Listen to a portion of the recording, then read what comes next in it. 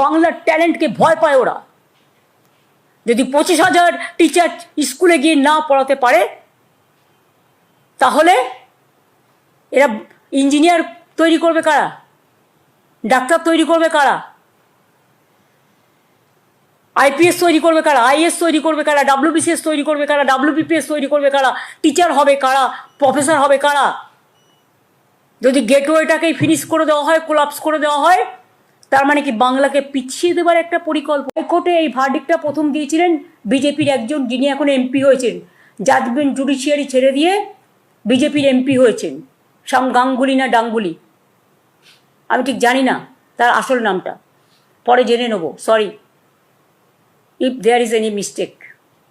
আমি কাউকে অ্যাটাক করার জন্য বলছি না, আমি ঠিক নামটা এক্স্যাক্টলি জানি না।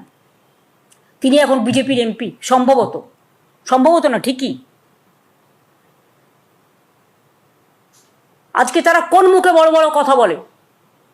তাদের দায়বদ্ধতা নেই, দায়বদ্ধতা ছিল না, এবং আমি বিশ্বাস করি এটা বিজেপি করিয়েছে এবং সিপিএম করিয়েছে।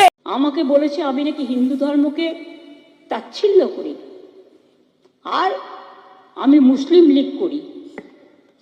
আমাকে এই জীবনে এসেও শুনতে হবে এত সংগ্রাম করার পর যে জম্মু কাশ্মীরের টেরোরিস্টদের সাথে আমার সম্পর্ক, আর বাংলাদেশের সাথে টেরোরিস্টদের সাথে আমার সম্পর্ক। আমি স্পিকার স্যার বাংলার মানুষকে বলবো, যদি প্রমাণ করতে পারেন একদিনে মুখ্যমন্ত্রী তো ছেড়ে দিয়ে চলে যাব,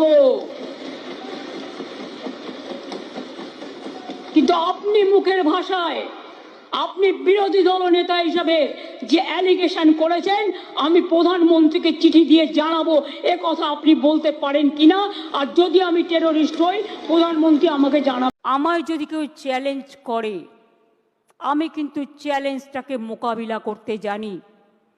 আমি কোর্টকে বলছি না, এটা কোর্টের দোষ নয়, দোষ তো সেই মুখ আর মুখোশদের যারা আপনাদের নিয়ে খেলা করেছে। বাট আমি একটা কথা বলতে চাই, আমি বেঁচে থাকাকালীন যোগ্য প্রার্থীদের কারো চাকরি কেড়ে নিতে দেব না।